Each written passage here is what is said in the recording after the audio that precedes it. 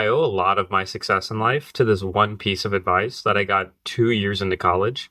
And it's pretty crazy because even though I've been out of college now for 3 years, I still think about it pretty regularly. Even after having worked at Bain and Company for 2 years, worked at an amazing startup for a year, and then now being in China for the Schwarzman Scholarship.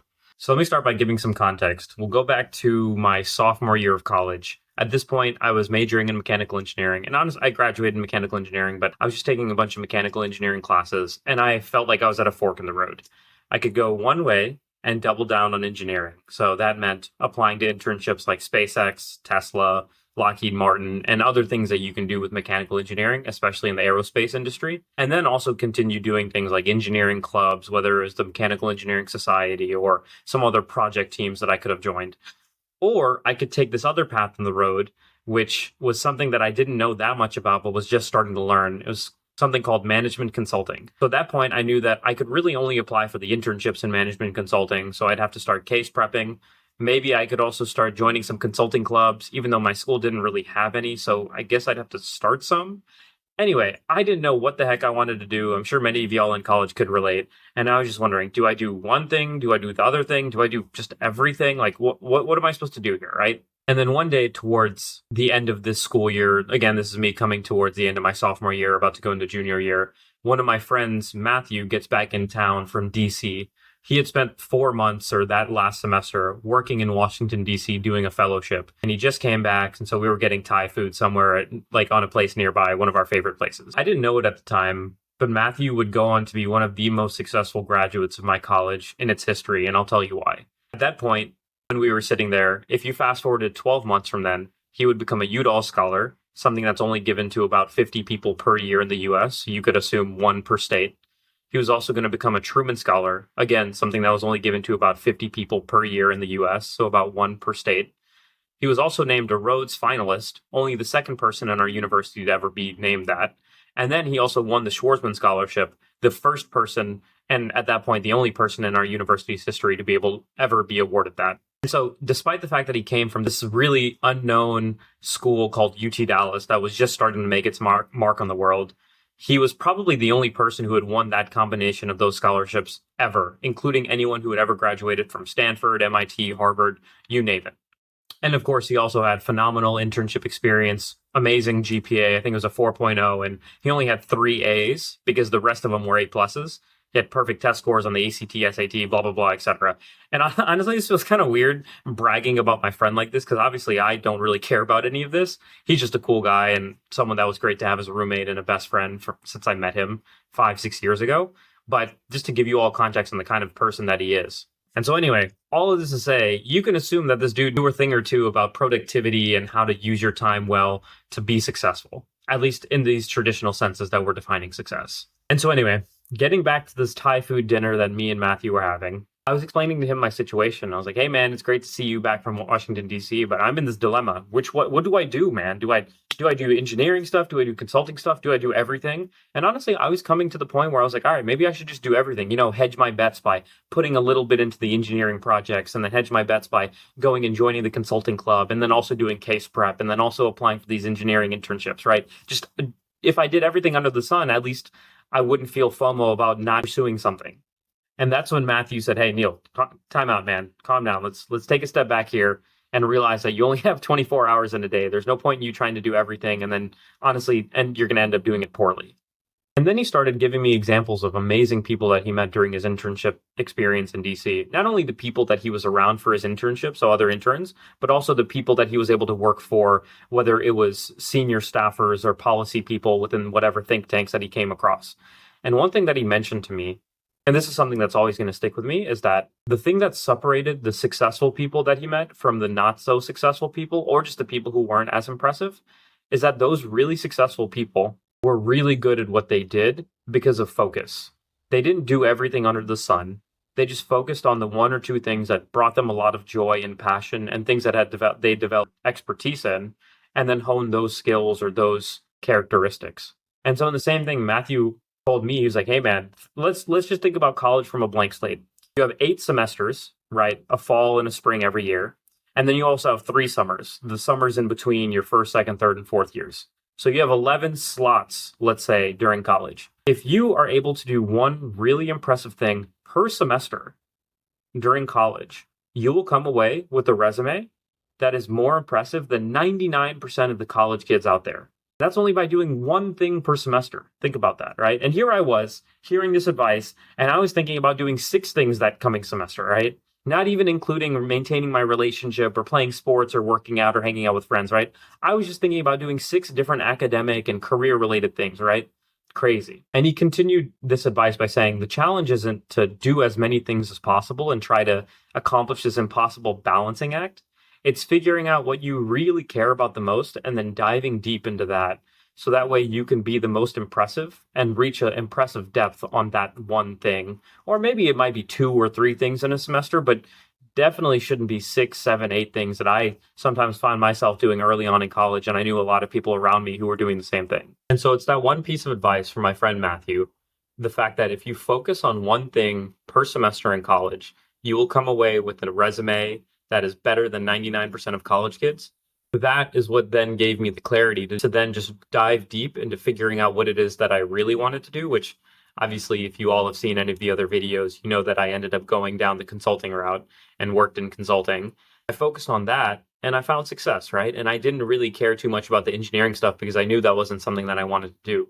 But even after the consulting route, once I figured out I was going to go work at Bain, I still had 2 years to allocate my time in college, and I did it on the things that I cared about, and it made the world of difference and allowed me to then have an awesome college experience, but then also better create experiences that I could flex on my resume later on or in interview. And so anyway, that's a piece of advice, but honestly, I think we should dive deep and examine why it's so critical, because at the surface level, especially when I was at that lunch, I was like, man, this advice sounds so stupid, but when you actually examine it, it makes a lot of sense. And there's 3 things that I'd say that make it really impactful for myself personally. If you have any additional things, I'd be curious to hear them. So put them in the comments below. But of those 3 things that I think make this piece of advice really critical, the first one is that it allows you to obviously to have focus. But the bigger thing is so that you can avoid context switching. And so what I mean by context switching is this. I'll give an example. Let's say that you have 100% of your attention to be able to allocate throughout a day.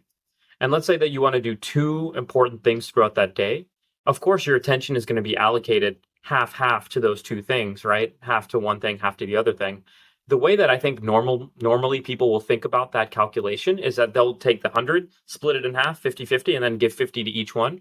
But I don't think that's how our brain works. Really, what I think happens if you have to split your attention is that those 50-50 will actually become 40-40. And you'll lose 20% of your attention and your focus to the fact that your brain is going to have to switch contexts to go from one thing to another. That's why you often hear that successful CEOs or people who are just known to be highly productive will spend an entire day doing tasks related to one specific thing. And I think this principle becomes especially true if you try to split your attention between 3, 4, 5, 6, 7 things. Like, think about it. Like, try to do that. Try to do 8 different things in the same day. I'm sure by the time you try to get to the 4th or 5th thing on your list, your brain is just going to be a jumbled mess because it's going to have all of these residual memories from all of the previous tasks that you need to do, as well as anxieties about the things that you have yet to do as well. The second reason that I find this piece of advice so important is because at the end of the day, what it really boils down to and what it really is telling you is that you need to do things with your time that you care about or that you think will really be impactful, rather than the sophomore Neil Reddy who's trying to hedge his bets by doing 17 different things at once. The junior year Neil knew that he only wanted to get into consulting for that beginning of the year. And so he focused all of his efforts on that because he knew that, one, I mean, he did enjoy, or I need to stop talking in the third person. I enjoyed consulting and consulting prep at that point. But then also I knew it was the most important thing that I wanted to do. And even now, after graduating college, there's only a couple things I want to allocate my time towards: making videos for you all, working out, and then otherwise maintaining my job or whatever the main thing I'm doing in my life is. Anything outside of that, I'll do maybe on occasion, but really the main things that I want to be doing are what I just mentioned. And that focus is what allows me to go deep and hopefully make good YouTube videos, hopefully also progress positively on my workouts and all of that kind of stuff, and then just have good social relationships. But it all boils down to you doing what you want to do, because that's what's going to genuinely make you the happiest and also the most successful, because you'll take those things seriously. I'll give you an example. During college, I played Ultimate Frisbee all 4 years. During the first couple years of Ultimate Frisbee, I was like, oh, this is fun. I'll do it because like I enjoy doing it. I like playing sports, but I didn't take it too seriously. And honestly, in the back of my head, I was like, oh, this isn't productive. I shouldn't be doing this because I don't think people in my interviews are going to care about this, or I don't think they're going to care that they see it on my resume. But then once I got this advice and my junior and senior year came around, I actually doubled down on Ultimate Frisbee.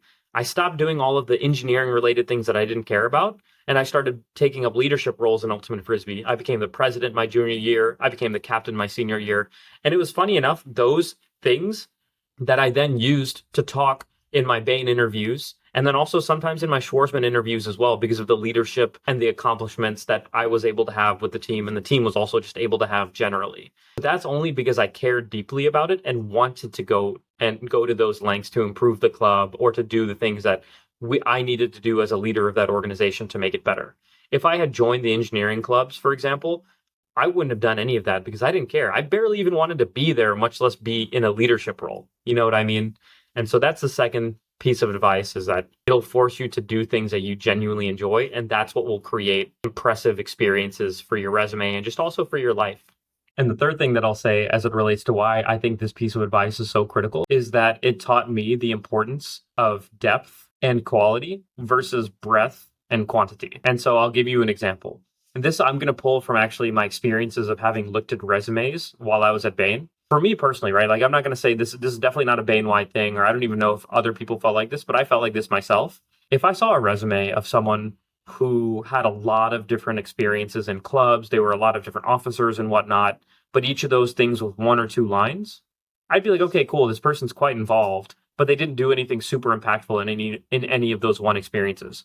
Versus if someone else's resume had taken up that same amount of space, but to talk about one or two leadership positions they held in a single club, and then they talk about the things that they did in that club to revamp it, to make it better, that signals to me that they cared so much about the club that they were choosing to do the really hard things, right? Like it's not easy to become a leadership position in a club, whether it's president or whatever it might be, or treasury secretary, whatever it is, and then try to improve the attendance of that club by 500% from 50 people to 250 people, right? Like that is not easy, right? But by doing that hard stuff, by focusing on the quality and the depth of the experience versus the quantity and the breadth of many experiences, that person comes off more impressive. And that's just something that's true. If you're going to do something that's super impressive and super hard, that's going to make you an attractive candidate for these consulting firms or whatever you want to do in general. And also, it's just going to make you a better person, right? Of course, I do want to play devil's advocate a little bit. There are some times where quantity and breadth are going to be better than quality and depth. For example, with these YouTube videos and just YouTube in general or content creation in general, you shouldn't focus so heavily on making your first video perfect. Your first video, your 50th video is probably going to be not that good. And so you just need to crank out the videos, learn through the process of iterating, kind of like how I am. And so if you want me to learn in a certain specific fashion, comment below. But that might be one specific situation where quantity is better than quality, because quantity will beget quality. But that's still different, right? Because that still almost falls into this piece of advice. You need to have focus on a content creation thing to even make 50 videos in the first place. Like, heck, I haven't even gotten to 50 videos. So anyway, that's the last thing I'll say on it. But that is the best advice that I ever got in college. If you do one thing a semester with high quality, you will come away with a resume that is better than most college kids out there. So I hope that helps potentially ease any of your overachieving burdens. And if you want me to make more videos about college and how I navigated it successfully, or how people who I knew who were successful navigated it, I'd be more than happy to talk about it. But otherwise, we'll see you all next video. Peace.